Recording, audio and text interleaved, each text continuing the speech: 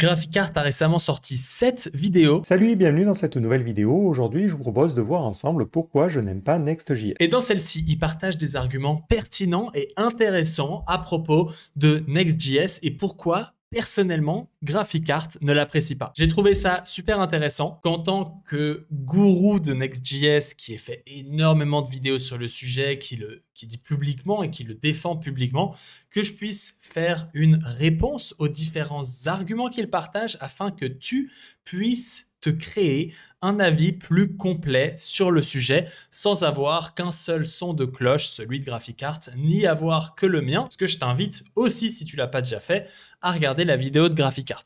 Le but de cette vidéo, c'est vraiment de te partager un avis objectif de ma part sur Next.js, en sachant que moi, je suis un gros utilisateur de Next.js parce que j'ai Codeline, ma plateforme de formation, fait en Next.js. J'ai mon blog, mon site avec toutes les pages que je peux avoir. J'ai mon outil d'email qui est fait en Next.js et je suis même auteur d'une librairie Next.js. Et pour aller plus loin, je suis même formateur sur du Next.js avec ici une formation Next.js gratuite. Alors évidemment, je vais te donner mon avis en tant que personne qui apprécie Next.js et c'est pour ça que c'est un bon combo avec la vidéo de Graphicart. Je tiens à préciser que Graphicart est un développeur talentueux, ses opinions sont toutes justifiées et il a raison pour la plupart par rapport à son expérience. Et moi, je vais juste t'expliquer un petit peu pourquoi c'est fait comme ça et mon avis personnel sur le sujet. Ce n'est pas une vidéo drama et ce n'est pas une vidéo méchante contre Graphicart. Au contraire, je le remercie pour le travail qu'il a fait, qui me permet de pouvoir parler de ce sujet que j'adore. Que les données sont en double. Donc pour comprendre ça, il faut comprendre le principe de la réconciliation. Lorsque vous chargez une page avec Next, il va automatiquement utiliser les composants que vous avez utilisés côté client pour générer une première version HTML de la page. Mais ensuite, pour que la suite de la navigation se fasse côté client, il va devoir greffer des comportements sur les différents éléments. Et pour faire cela, ce qu'il va faire, c'est qu'il va faire une phase de réconciliation où il va re-rendre la même page que celle qui a été rendue côté serveur, mais côté client. Si les éléments correspondent et les éléments doivent correspondre, dans ce cas-là, il va pouvoir comparer et venir greffer les différents comportements. Donc, le premier argument que Graphicart nous met ici, c'est ce qu'on appelle la réconciliation ou l'hydratation en anglais. Alors, je vous ai mis le premier argument ici, données en double et problèmes d'hydratation, qui sont proposés par Next.js. Alors, que j'explique un petit peu ce que c'est l'hydratation à nouveau, c'est que quand ton application va être rendue côté serveur, donc ici c'est côté serveur et ça c'est côté client, elle va rendre son arbre React comme ceci, et ça va générer un fichier HTML. On va prendre ce fichier HTML et on va l'envoyer au client. Mais pour l'instant, le site n'est pas interactif. Tout ce qu'on a, c'est un site qui est statique, un fichier HTML. Et ensuite, en deuxième étape, côté serveur, on va venir bundler l'arbre React dans un fichier JS et on va l'envoyer une deuxième fois au client. C'est-à-dire qu'on va envoyer une première fois le fichier index.html qui va contenir la page et on va l'envoyer une deuxième fois ici avec le contenu React. Et ensuite, on va prendre ces deux parties et on va les réconcilier. Une autre chose que fait Next.js, même sur des sites statiques, donc j'ai regardé ça pour être honnête durant cette vidéo, c'est que par exemple ici sur mon site melvinx.dev qui est 100% statique, qui est un site qui ne bouge pas, on peut voir que quand je vais ici dans le fichier HTML, on va quand même avoir ici du script. Alors, pourquoi est-ce que Next.js t'envoie du script? C'est pour faire du client-side navigation. C'est-à-dire qu'il envoie la page, tout simplement ici, directement dans le fichier HTML. Comme ça, quand on navigue dans l'application, on a toujours les pages, malgré que ce ne soit pas dynamique. Alors, justement, à parler de ça, donc ici, on a cette phase d'hydratation. Alors, cette phase d'hydratation, ce n'est pas un problème Next.js, c'est un problème React ou c'est même un problème JavaScript. Si on regarde Nuxt, ici sur cette application, on peut voir qu'on a aussi Application JSON, Data Nuxt App. C'est la même chose sur Svelte, c'est la même chose sur Remix et c'est la même chose sur tous les frameworks backend Next.js, enfin en JavaScript, qui sont autre chose que des autres frameworks. Par exemple, du Django, lui, il va faire full server-side. Et donc, on a une sorte de duplication des données, comme il le dit très bien. Et on va avoir deux types de duplications différentes. Parce que la solution qu'a fait Next.js, c'est les serveurs components. Le but des serveurs components, c'est de résoudre ce problème.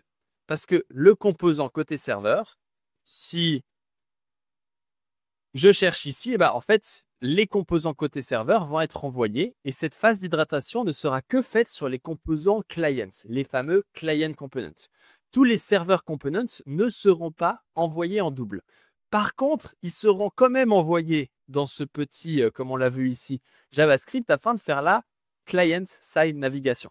Si je vais sur un autre de mes sites qui est aussi full statique, en fait, ça permet que ici, quand je viens cliquer là, ça m'affiche ce site et quand je fais retour, c'est instantané. Pourquoi est-ce que ce retour est instantané? Parce qu'en fait, quand je viens charger ce site, ça vient sauvegarder ici dans le sort de pitch, j'ai plus le nom, mais ça vient sauvegarder en cache la page. Et du coup, quand je clique sur cette page, bah là, ça m'affiche cette page-là. Et quand je fais retour, on voit que j'ai fait aucune requête. Si on fait la même chose avec un site fait dans n'importe quel, dans un framework backend, eh ben, on va avoir plusieurs requêtes et la page, quand on revient ici, va être rechargée. On va faire un nouvel appel côté serveur. Test. OK. Ça va? Qu'est-ce que tu fais? OK, OK. Pourquoi il y a un petit bruit? Donc ça, c'est la raison pourquoi on fait ça. Donc effectivement, ça envoie un peu plus. Alors là, on n'est pas sur le bon fichier. Effectivement, ça envoie un peu plus de JavaScript. Ça envoie un peu plus de JavaScript que si tu faisais du Django ou tout ce que tu veux. Mais ça en envoie beaucoup moins que si tu faisais une navigation client avec par exemple Vite. Et aussi, ce JavaScript qui est envoyé permet in fine, comme on l'a vu juste ici, d'éviter de faire des requêtes pour rien après. C'est-à-dire que tu fais une requête et après, on peut se naviguer dans la page à l'infini. Donc, c'est un peu ça l'équilibre que Next.js a dû trouver. Et c'est la première réponse à cet argument. Donc, oui, il a raison. Mais ces données en double sont finalement très, très pratiques. Et on est heureux qu'elles soient là parce qu'elles permettent de créer une navigation côté client, beaucoup, beaucoup plus rapide. On va passer sur le deuxième argument qui est juste ici. En sorte que pour avoir des URL spéciales, on ne va pas égal. Alors le second problème que j'ai avec Next, c'est l'utilisation du file-based routing. Donc le principe, c'est de faire en sorte que pour avoir des URL spéciales, on ne va pas forcément avoir un routeur, comme ça peut être le cas sur d'autres types d'applications, mais on va placer nos fichiers dans des dossiers particuliers. Alors si je vous donne un exemple, j'ai ici une petite application qui utilise Next, et j'ai envie d'avoir... Donc ici, le point mis en avant, c'est que Next utilise le concept de file-based routing. Si on s'intéresse à un exemple qui n'est pas du file-based routing, parce que peut-être que tu n'as que fait du Next.js, on va par exemple chercher ici le React Router et on peut voir que ici, alors je sais, ils ont tellement changé de fois que j'avoue que j'arrive même pas à comprendre ce qui se passe juste ici. En fait, ça a totalement changé par rapport à ce qui se faisait à l'époque. In fine, j'aimerais bien comprendre ce qui se passe ici. Wow, c'est d'une complication. C'est assez complexe. Mais en clair, ce que tu devrais faire avec React Router, c'est que tu dois toi-même définir tes routes. Donc, tu as un fichier où ici, tu définis... c'est pas très lisible, hein. Ici, tu définis ta route et ensuite, tu donnes le fichier qui est associé à cette route. Et ensuite, lui, il définit ça. Donc, en fait, ton fichier, tu peux l'appeler je vais à la plage samedi soir et tu peux quand même faire du routing avec ce fichier. Contrairement à Next.js où tu peux pas faire ça. Le routing en Next.js, il ressemble à ça. Donc, on l'a juste ici avec ici des pages, des pages, des pages, des pages, des layouts et des pages. Tous ces fichiers-là, ils ont un naming défini. Et on est obligé de les utiliser comme ça. Alors, le premier argument, c'est pourquoi est-ce qu'on utilise ça? En fait, le grand argument et pourquoi tous les frameworks choisissent de faire ça, c'est qu'avec une SPA ou un bundle classique, ce qui va être fait de manière automatique, c'est que on va prendre toutes les pages, donc toutes les pages de ton application. On va prendre toutes les pages et on va prendre leur JavaScript. Et on va créer un énorme fichier JavaScript. Par exemple, on va dire que chaque page fait 5 mégabytes. Donc, on a 5 mégabytes, 5 mégabytes. Donc, c'est énorme, 5 mégabytes. Hein. Ça n'arrivera jamais, mais c'est pas grave. En tout, on va avoir, entre guillemets, un fichier JavaScript ici de 15 mégabytes. Et on va envoyer ces 15 mégabytes au client. Parce que une SPA ne peut pas savoir sur quelle page est l'utilisateur. En fait, c'est côté client qu'on vient ensuite afficher la bonne page. Attention, parce qu'évidemment, on peut faire du lazy load. Je te préviens tout de suite. Évidemment, on peut utiliser des outils comme TimesTack. Ici, tu peux voir que lui, il fait de l'optimisation parce que je pense très, très probablement qu'il fait ce qu'on appelle du dynamic import par défaut. Donc, oui, c'est possible et ça se fait.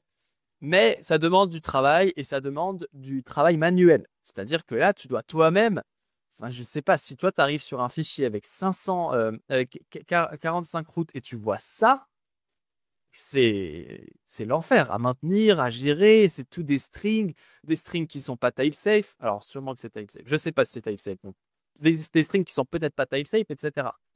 Ensuite, l'argument que tu pourrais dire, c'est bah ouais, mais à quoi ça ressemble une application plus grande? Et bah, si je te montre ici, tchac, tchac, tchac, MailerLynx, et qu'on regarde l'application app, et bah oui, on va se retrouver avec un gros application app avec plein de dossiers.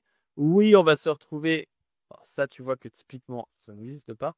On va se retrouver avec par exemple org slash port slug. Ensuite ici on aura des pages, puis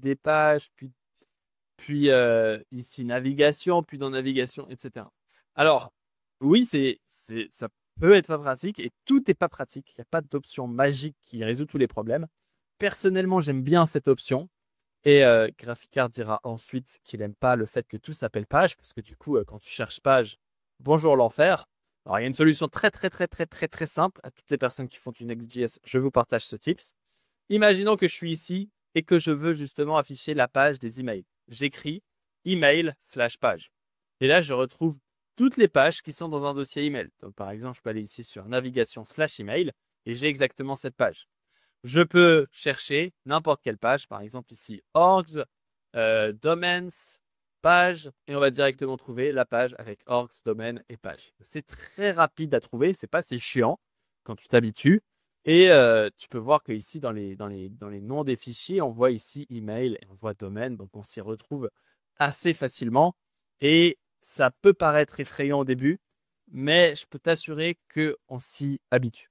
Surtout que ce routing apporte beaucoup d'avantages. Pourquoi est-ce que Next.js fait ça? Et ben, comme je vais terminer l'argument ici, je suis un peu perdu. Si ici on a des fichiers de 5 MB, et ben en fait, Next.js va créer un bundle JavaScript par fichier. Et ces fichiers vont être envoyés au client. Ça, pourquoi c'est pratique? Déjà, c'est qu'il y a zéro configuration. Il n'y a pas besoin de s'amuser à faire 25 000 settings, d'aller dans un fichier root, bref. Ensuite, il y a un code splitting, c'est ce que je te montre là, c'est-à-dire que tout va être splitté automatiquement. Ensuite, il y a du prefetching, qui est beaucoup plus simple, parce qu'on a les bundles JS et tout séparés. Et on a le déploiement serverless, et donc ça, c'est spécifique au serverless, c'est que ce que va faire Next.js, et on peut le voir durant les builds, ici je viens de chercher un petit build. Voilà, quand on regarde les builds, on peut voir qu'ici, ça génère des fichiers, et que chaque fichier a son propre kilobyte. Donc, par exemple, la liste des emails, elle fait 3,61 kilobytes.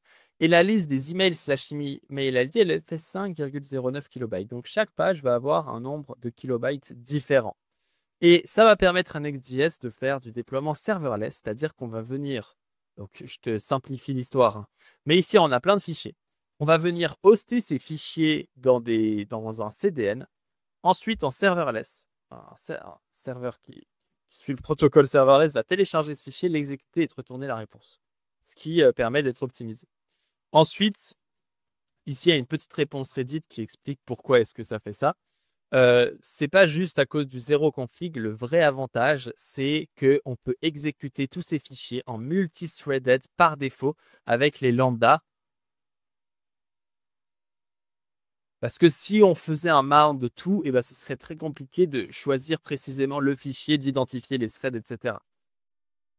Et du coup, ici, il nous dit aussi que Next.js, contrairement aux autres bundlers, ne fait pas qu'un seul fichier, mais il génère une série d'individuels exécutables fichiers. C'est ce qu'on peut voir ici. Chaque API route ici a son propre fichier.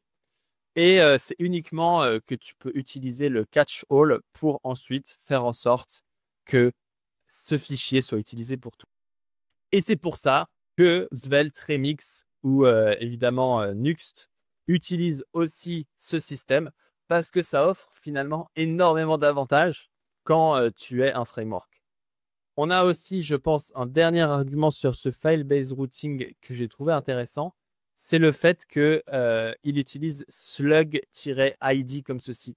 Et qu'avec d'autres librairies, on peut le type safe, alors qu'ici, on ne peut pas le type safe. Alors évidemment, ce qu'on pourrait faire pour résoudre ce problème en Next.js, c'est utiliser ici slug-id et ensuite de parser ce slug-id directement dans la page. Donc une fois qu'on est dans la page, on récupère slug-id, on le split avec tiret, on peut même utiliser un schéma Zod pour ça, et ensuite on récupère slug ID, du slug ID comme ceci. Donc, ça demande un peu plus de travail.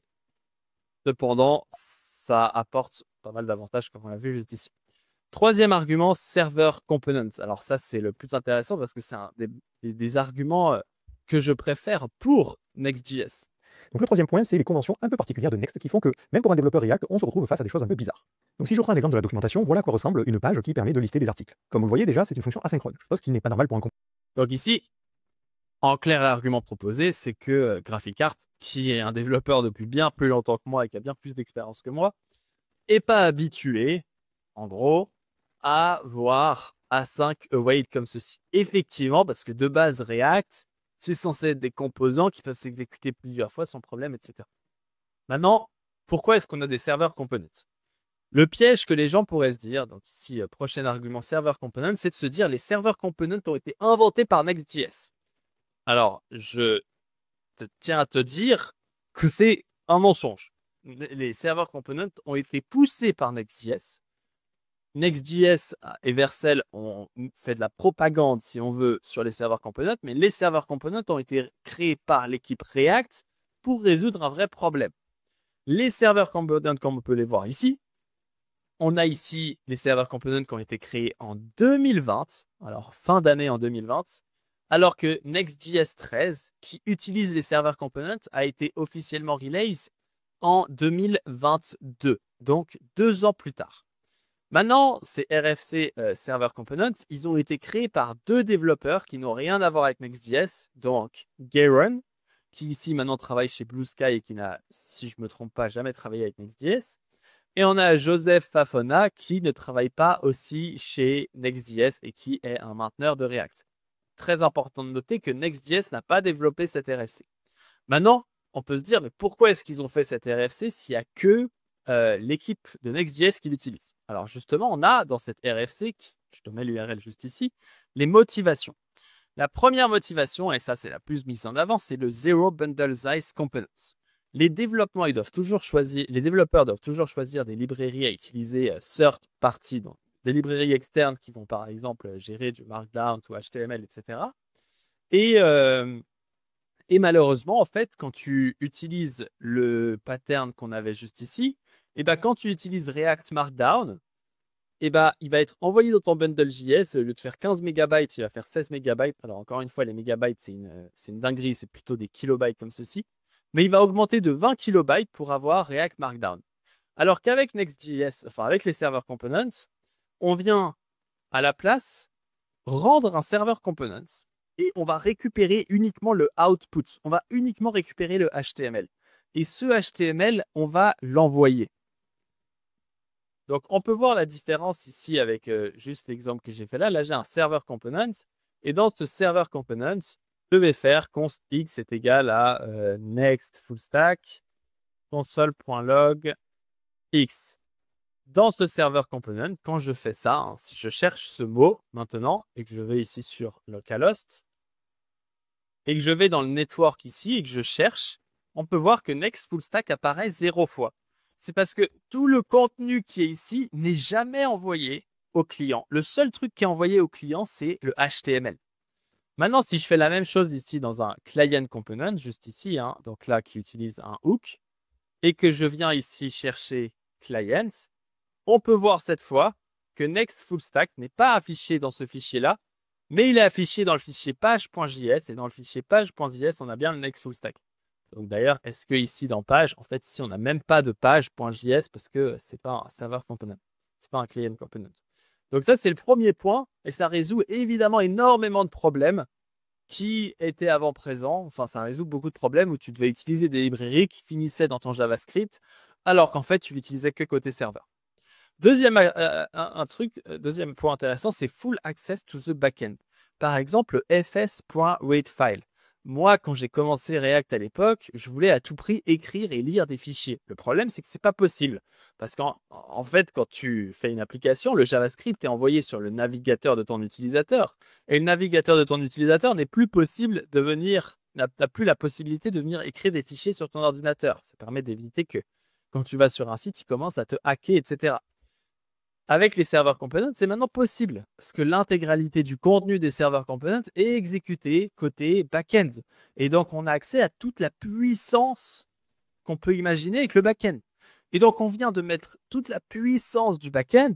La puissance que je veux dire, c'est les interactions, les accès à la database, les internal microservices et les back-end only source comme le read file, comme certaines EV librairies, comme l'IA, comme tout ce que tu veux. Et bien maintenant, React, au lieu d'être limité au front-end, et ben il vient prendre une petite place, pas tout. Il vient pas tout faire, mais il vient prendre une petite place dans le back-end. Donc ça, c'est une des raisons des serveurs components. Ensuite, il y a le automatic code splitting. Alors ça, c'est vraiment un truc génial. Je vais te faire l'exemple encore une fois avec la page juste ici. Donc ici, j'ai deux composants dans mon dossier serveur. J'ai components 1 et j'ai component 2. Et ces deux composants, ils affichent secret est égal à component 2. Et ici, secret est égal à component 1. OK? Maintenant, quand je vais sur ce serveur et que je refresh cette page, on peut voir qu'ici, j'ai secret est égal à component 1. Si je cherche dans serveur, on peut voir que j'ai secret est égal à component 1. Mais si je cherche component 2, si je cherche component 1, ici, on peut voir qu'il n'est pas disponible. Et si je fais la même chose pour le rechercher dans n'importe quel des fichiers JavaScript, on peut voir qu'il n'est jamais présent. C'est-à-dire que ce component 1, ce composant 1, n'est jamais envoyé côté client. Il est resté côté serveur tout simplement parce que je ne l'affiche pas. Alors qu'avec des client components ou du React standard, en fait, à partir du moment où tu importes un composant, il va aller dans le bundle JavaScript. C'est comme ça. Et donc, si ici, je vais sur l'URL client pour te montrer la différence, on peut voir que, évidemment, ici, j'ai fait une connerie, bam, bam. Si ici, je vais sur le fichier client, et ben, on peut voir que là, quand je cherche component 1, il n'est pas affiché. Mais quand je vais dans la page, quand je cherche component 1, on peut voir qu'il est affiché ici. Secret est égal à component 1. Pourquoi? Parce qu'il n'y a pas de code splitting. Et donc, à partir du moment où tu importes un fichier dans un client component, tout va être envoyé côté client. No client server waterfall. Alors ça, on va pas rentrer dans les détails, mais les fetch, c'était assez l'enfer. Tu fetchais une donnée qui fetchait une autre donnée. Tu as des loaders dans des loaders, dans des loaders, dans des loaders. C'était pas très pratique. Avec les serveurs components, et ben, tout se fait côté serveur. Et grâce au système de page et grâce au système de file-based routing de Next.js, et ben, quand tu viens fetch une page, il est capable de venir télécharger le layout, télécharger la page, télécharger le deuxième layout, télécharger la deuxième page, tout ça en même temps, ce qui augmente drastiquement la rapidité. Et donc, pourquoi est-ce qu'on fait ça au lieu de faire du PHP? Bah, c'est ce qu'ils expliquent ici. Voilà, PHP, Rails font déjà la résolution de ces problèmes, mais en le faisant avec les serveurs components, ça nous permet de créer des interactive experiences qui reflètent, qui réfléchissent. Voilà, bon, du bullshit ici qui peuvent être partagés. Donc, tout ça pour dire que les serveurs components apportent beaucoup plus qu'ils enlèvent. En tout cas, d'après moi, c'est toujours mon opinion personnelle, tout ce que je dis ici. Et les serveurs components n'ont pas été inventés par Next.js, qui est important à le dire. Ils ont été poussés par Next.js. Maintenant, troisième argument ici, the need for library. Pourtant, à mon sens, il ne résout qu'une très infime partie du problème. Next.js, ce qu'il va vous offrir, c'est il va vous offrir un routeur, il va vous offrir les différentes méthodes de rendu, donc avec la possibilité d'avoir du rendu dynamique côté serveur, du rendu statique, du rendu incrémental, mais le problème, c'est qu'il ne vous fournit absolument aucun des éléments qui normalement sert à créer une application. Donc voilà, Next.js se vend comme un framework full stack, alors que finalement, il ne propose pas vraiment du full stack. Donc, si on regarde Adonis et on regarde tous les packages qui sont officiellement proposés par Adonis, on a Lucid, qui est un ORM. Avec Next.js, ça n'existe pas, tu dois installer Prisma. Authentification, Next.js, ça n'existe pas, tu dois installer Betterroot. Le bouncer, la même chose, limiter, Edge, Bento Catch, Vince, Ally, i18n, Elfang, Checkmailer, Transit, Lock, Vite, Inertia et Tuyau, tout ça, à part Inertia et Vite, en guillemets, n'existe pas avec Next.js. Sur ce point, on est d'accord, et il a un très bon argument ici. Next.js est un framework full stack qui ne propose pas de primitives. Enfin, non, je ne sais pas si je veux dire ça. Qui propose que des primitives et qui ne propose pas de modules extensibles. C'est-à-dire, tu n'as que la base. Tu n'as que la base de la base, et après, tu dois te débrouiller. Maintenant, c'est quoi la philosophie de React et pas de Next.js? La philosophie de React, c'est que beaucoup de personnes pensent que React devrait provide tout out of the box. Mais actuellement, ce n'est pas le cas. Si tu décides de venir ajouter JSX, Reduct, Router et plein de choses là-dedans, et ben React ne te force pas d'utiliser une certaine librairie que tu n'as pas forcément besoin, que tu n'as pas envie d'utiliser. Ça te donne le freedom, la liberté d'utiliser ton propre écosystème. Parce que il y a plein de moyens d'écrire des applications React et React ne veut pas t'imposer. À quoi ça sert en fait que React n'impose pas sa vision? Ça permet que la communauté va créer des meilleurs outils. La concurrence, ça fait une amélioration continue. Par exemple, on avait on avait React Router pendant longtemps. Maintenant, il y a TanStack Router, etc., etc. On avait React Hookform pendant longtemps et d'autres outils de form. Déjà, on avait Formic. Alors, Formic, c'était infâme. Ensuite, il y a eu React Hookform. Et maintenant, on a TanStack Form. Est-ce que l'équipe React aurait pu créer des librairies aussi géniales que maintenant TanStack Form ou React Hookform par eux-mêmes? Est-ce que ces librairies qui sont plus efficaces auraient émergé malgré que la team React décide d'apporter leurs propres outils? Peut-être pas. On peut imaginer que la vision de Next.js, alors j'ai pas de source, mais on peut imaginer que la vision de Next.js, c'est la même chose. Il y a plein de librairies différentes pour gérer un ORM. Il y a Prisma, il y a Drizzle, il y a TypeORM, je sais pas. Toi, quand tu fais du Next.js, tu peux choisir celle que tu veux. Et chacune des librairies pousse les autres librairies. Pour l'authentification, tu as Auth.js, tu as, je crois, Linear Authentification. Je suis plus très sûr que ça existe. Non, c'est pas Linear. Ça a un nom XXX, je sais pas. Et maintenant, il y a Betterauth. Qu'est-ce qui se serait passé si Next.js proposait son propre module d'authentification? Peut-être que Betterauth n'aurait jamais existé parce que l'équipe de Betterauth se serait dit, ouais, bon, voilà, on s'en fout de cette histoire. C'est trop. Tout le monde a déjà son framework d'authentification. Pourquoi en faire un unifié? Et donc, finalement, le choix crée la concurrence qui crée le scale, entre guillemets. Et malheureusement, ce choix, ça fait que les devs ont plus de travail. Les devs ont plus de travail parce qu'ils doivent naviguer, comme GraphicArt le dit, d'une doc à une autre. Ils doivent obligatoirement choisir. Et le choix, c'est chiant, c'est bien de ne pas avoir de choix. Enfin, quand tu utilises Rails ou quand tu utilises Adonis, tu n'as pas le choix. Et ne pas avoir le choix, c'est une bénédiction.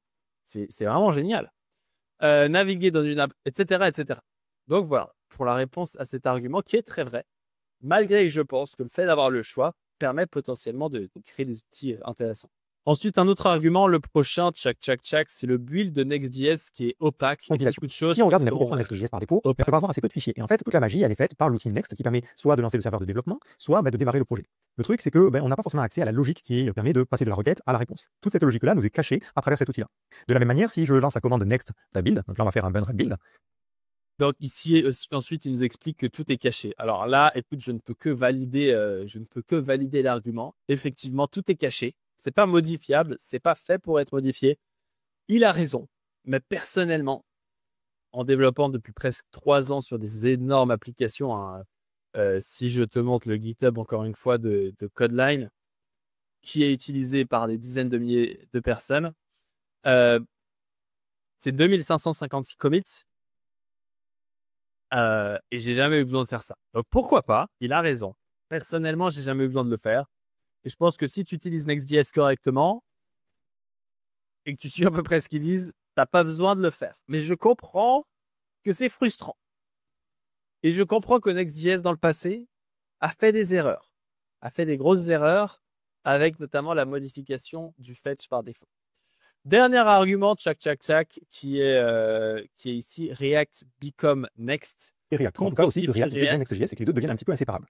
Et ça se voit à deux niveaux. D'abord au niveau des fonctionnalités qui sont développées. Donc parce qu'il y a la documentation des serveurs components Les fonctionnalités sont liées à l'utilisation de Next. Par exemple, tout le développement des serveurs components qui est intégré dans React, pour moi, ça ne profite qu'à Next. Et en plus de ça, on le voit dans leur accueil, tout le monde n'est pas forcément d'accord avec l'implémentation. À mon sens, le principe des serveurs components aurait dû être dans une librairie séparée. De la même manière, on le voit dans la documentation, lorsqu'on choisit de démarrer une application React et qu'on souhaite en installer une, les premiers conseils qui sont donnés, c'est d'utiliser Next. Alors à mon sens, donc voilà l'argument clair que Next. Donc ça, c'est un argument qui a été dit plusieurs fois.